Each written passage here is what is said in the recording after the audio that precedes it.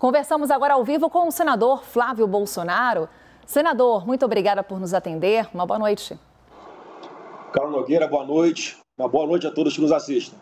Senador, Alexandre Silveira diz que não é o nome no momento, mas é nome descartado para o governo? Não, de forma alguma. O senador Alexandre Silveira é um excelente quadro, um político muito experiente e já vinha ali atuando no Senado em auxílio ao presidente Rodrigo Pacheco, isso como suplente do senador Anastasia, que acaba de ser eleito para o Tribunal de Contas da União. É apenas uma questão de tempo, uma pequena burocracia, até que haja ali a formalização e ele tome posse no seu cargo de senador.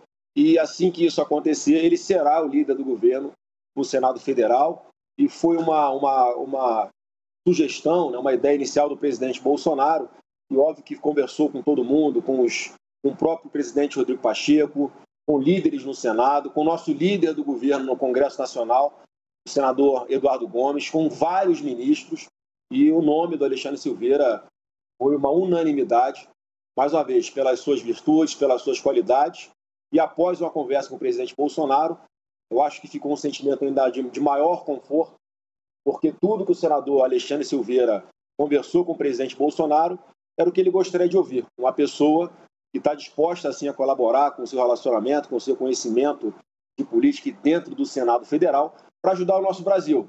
Tanto é que já há aí conversas para que ele possa tomar parte de quais serão as principais propostas que o Poder Executivo pretende encaminhar ao Senado em um ano que é um ano de eleição, mas o Brasil não pode parar, continuará sendo governado com toda essa transparência e seriedade como o presidente Bolsonaro faz, com todo o seu time de excepcionais ministros, e ele já, enfim, foi excepcional essa conversa, e todos, né, que são do meio político e conhecem o senador Alexandre Silveira, estão aí bastante cativados, né, e satisfeitos com a indicação do seu nome, após o senador Fernando Bezerra, que era o líder do governo no Senado, pedir para deixar o cargo uma pessoa que foi fundamental nesses 3 primeiros anos de governo, que participou diretamente, incisivamente, incansavelmente, para que o Poder Executivo tivesse tantas propostas importantes aprovadas no Senado e na Câmara. Então, o Alexandre Silveira, ele será o líder do governo no Senado assim que ele tomar posse como senador oficialmente.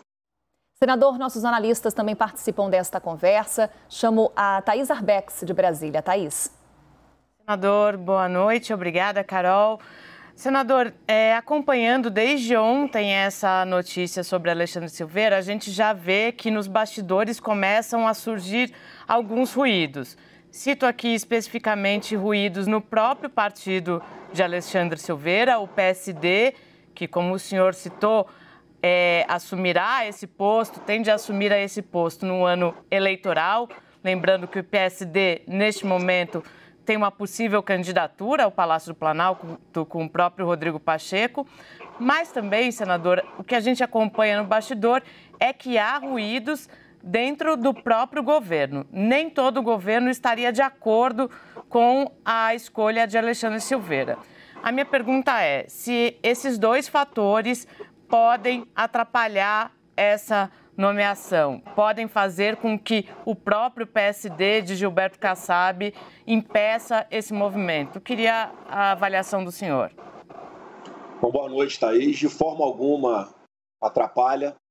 Mais uma vez, o tamanho político e a experiência do senador Alexandre Silveira, eu acho que ele próprio colocou acima de qualquer disputa, tanto é que ele é uma pessoa muito próxima do presidente Rodrigo Pacheco, que é pré-candidato à presidência da República. E eu já ouvi do próprio senador, falou: Flávio, fique tranquilo, porque jamais, eu sou uma pessoa responsável e jamais misturaria qualquer pretensão política com o meu cargo aqui, com a responsabilidade institucional de presidente do Senado.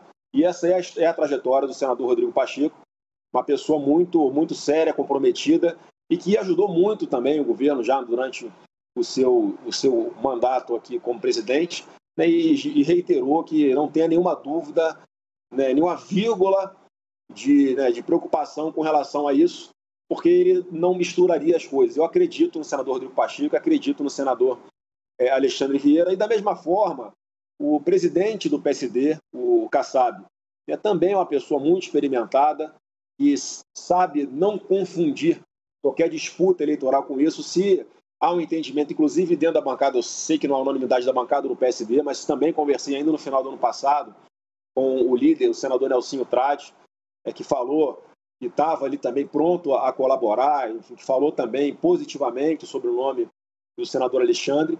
Então, não vejo preocupação de forma alguma que qualquer tipo de detalhe ou de exceções dentro do partido, dentro do Senado, isso possa vir a atrapalhar a sua nomeação. E agora, dentro do governo, não ouvi de nenhum ministro, de ninguém, uma pessoa sequer, falando que não sugeriria que o senador Alexandre fosse indicado para líder do governo.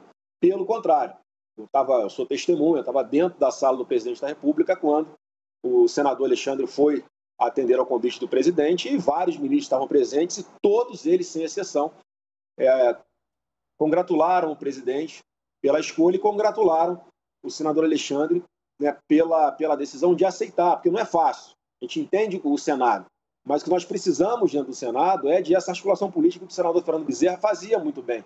Então, a pessoa à altura do nosso ex-líder Fernando Bezerra, e que partiu dele próprio essas palavras de tranquilidade, de seriedade, de compromisso.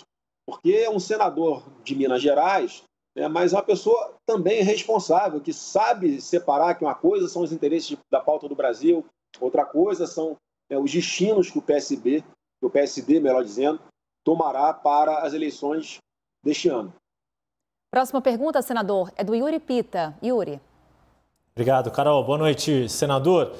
Deixa eu trazer um pouquinho da questão eleitoral. O senhor mencionou a pré-candidatura de Rodrigo Pacheco e o senhor tem um papel importante na coordenação, nas estratégias do presidente Jair Bolsonaro nessa campanha à reeleição. O quanto que está definido? Quais partidos os senhores contam para a coligação de apoio ao presidente? Existe ainda alguma possibilidade de se atrair, além de PP, PL, republicanos? Quais partidos que vocês estão olhando para compor essa coligação e como vai ser a estrutura de comunicação? O presidente vai contar com um marketing profissional nesta campanha ou vai usar a mesma tática de 4 anos atrás de apoiar-se principalmente nas redes sociais? Boa noite, Yuri. Olha, esse trabalho de quais partidos estarão na coalizão do pré-candidato Bolsonaro, inclusive é uma coisa que deve ser oficializada talvez nas próximas semanas, isso depende sempre de muita construção, de conversa. Hoje nós estamos no PL, o PP, que tem como presidente o nosso ministro Ciro Nogueira, tem ali também, já está algo bastante claro, que não há dúvida no tocante a caminharmos juntos, e temos tido conversas com diversos outros partidos importantíssimos e que já nos acompanham nas votações do Congresso Nacional e que há um entendimento majoritário dentro de cada partido que a decisão de caminhar com o presidente Bolsonaro é a melhor de todas por identidade ideológica e programática. Posso citar vários aqui, os republicanos, o próprio PTB, o PSC, de partidos como aí o PROS, o Avante, a gente vamos buscar o diálogo também, e principalmente o União Brasil.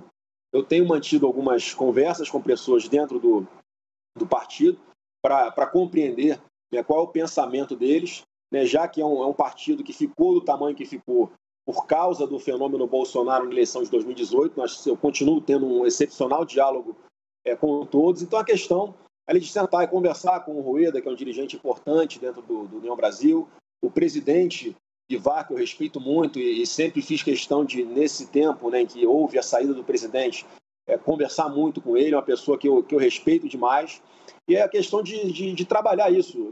As decisões políticas, elas acontecem depois que todo mundo colocou quais são as suas pretensões, quais são as suas expectativas com relação a isso. Algumas pesquisas agora têm apontado uma margem gigantesca do ex-presidiário em relação ao presidente Bolsonaro. Eu, particularmente, não acredito nesses números. Nós temos pesquisas internas também que são diferentes do que algumas têm mostrado. Enfim, estamos identificando quais são ali os fatores que têm levado algumas pessoas a, no meu ponto de vista, de uma forma injusta, criticarem, por exemplo, ou deixarem de apoiar, ou deixariam de votar em Bolsonaro, porque ele não combate a Covid, exatamente o contrário. o presidente que já distribuiu mais de 400 milhões de doses de vacina, todos os brasileiros que se vacinaram, sem exceção, têm que agradecer ao presidente Bolsonaro por ter disponibilizado e conseguido esse volume tão grande, né, porque fez o dever de casa, ajustou as contas, tinha recursos para comprar, tinha articulação política com o Congresso para viabilizar a segurança jurídica para que tudo acontecesse. Eu faço uma pergunta, né? Quem conhece um parente, um amigo, qualquer pessoa que quis se vacinar e não conseguiu? Quem quis se vacinar tomou vacina graças ao trabalho do presidente Bolsonaro e da sua equipe. Então são fatores que vamos ajustando, alguns ainda ficam com receio, né, de virem de uma forma mais explícita por causa das suas realidades locais. Então isso tudo tem que ser conversado. Então, como são muitos partidos que têm a possibilidade de caminhar conosco, a gente tem que discutir entre todo esse grupo qual é a realidade de cada estado, quais serão os palanques, né? Quem tem os candidatos fortes, quem tem aquelas apostas em nomes que podem se eleger. Então é um trabalho que demanda bastante tempo, atenção e conversa. Então, eu acredito que isso tudo, com o tempo, formará um grande bloco em apoio ao presidente Bolsonaro, até porque, no meu ponto de vista, ele continuará atuando muito para reduzir a inflação de uma forma drástica, reduzir o preço da gasolina, reduzir o preço do diesel, enfim, coisas que hoje, da comida também, são coisas que hoje impactam diretamente na intenção de voto dos eleitores, mas que tendem a melhorar com a melhoria na economia, com a geração, né, de mais milhões de vagas de emprego, como já conseguimos durante o nosso governo, em plena pandemia, gerar mais de 3 milhões de empregos. Não é uma coisa fácil e certamente não é qualquer outro que conseguiria resultados tão positivos. Então, eu estou bastante empenhado em fazer essas conversas e espero que dê certo no final. Só não recordo qual foi a sua outra pergunta, Yuri. Eu tinha perguntado da comunicação, mas o senhor falou um ponto interessante. O senhor falou do cenário que está aí a liderança do ex-presidente Lula nas pesquisas. E queria ouvi-lo sobre essa questão que está colocada do ex-governador Geraldo Alckmin ser o vice de Lula. Eventualmente, o senhor considera a hipótese, por exemplo, de que ele não iria pelo PSB e sim pelo PSD de Gilberto Kassab para ser o vice de Lula? Vocês trabalham com esse cenário também e tentam evitar essa composição? Olha, o Geraldo Alckmin sempre foi um quadro bastante importante dentro do PSDB, tem uma história em São Paulo, e eu lamento profundamente por ele, na verdade, de aceitar se submeter a isso. Imagina, ser vice no ex-presidiário deve ser uma coisa difícil de explicar, ainda mais pelas décadas de polarização que houve entre PSDB e PT, e hoje, né, nós sempre enxergamos dessa forma, mas hoje a população como um todo enxerga que nunca foram muito diferentes. Então, a decisão que eles tomarem, nós temos aqui a convicção de que foi um mandato do presidente Bolsonaro feito com grande êxito, e nós vamos ter oportunidade de mostrar. Acho que você tinha me perguntado sobre a diferença da campanha, sobre como seria a questão de propaganda, de internet. Isso. Eu acho que esse aqui é o ponto, porque nós vamos ter ali a possibilidade de mostrar, ainda de uma forma mais explícita e transparente, todas as coisas excepcionais que foram conseguidas dentro do governo do presidente Bolsonaro, cumprindo grande parte das promessas de campanha, levando, por exemplo, água para o Nordeste, com a transposição do Rio São Francisco, algo que há décadas, em 14 anos do PT, nunca foi feito, no governo do PSDB também aconteceu, pessoas que viviam escravas de caminhões-pipa e que agora estão vendo água limpa chegar em suas casas, algo prometido há tantas décadas que o presidente Bolsonaro, em apenas 3 anos de mandato, já transformou em realidade. Então, isso nós vamos ter a oportunidade de mostrar, e vai ser uma eleição diferente, Uri. Porque se na eleição de 18 nós éramos a expectativa, isso, né, com o fenômeno de internet, havia uma censura muito menor, quase não havia censura em relação às redes sociais, né? Hoje em dia, essas big techs têm que vir a público e explicar os critérios com transparência que os levam a bloquear perfis que são considerados de direita, explicar por que é que, em grande parte, apenas esses perfis é que são perseguidos. E apesar, nós sabemos que a internet vai ter esse tipo de censura, né, em plena democracia no Brasil, e nós consideramos isso. Então, a importância também de ter uma coalizão grande que dê um tempo de televisão para que possamos explicitar tudo isso que nós estamos fazendo pelo Brasil e que está mudando a vida de tantos milhões de brasileiros. E aí, em consequência disso, é óbvio que nós estamos pretendendo ter alguns minutos de propaganda eleitoral e diversas inserções, né, ao longo da programação. Isso difere daquele cenário que nós tínhamos em 18, Yuri, que o PSL, o partido que nós éramos, tinha 7 segundos de televisão. Então, não tinha nem muito o que produzir na TV, a gente ia para a internet. Agora, vamos para os dois.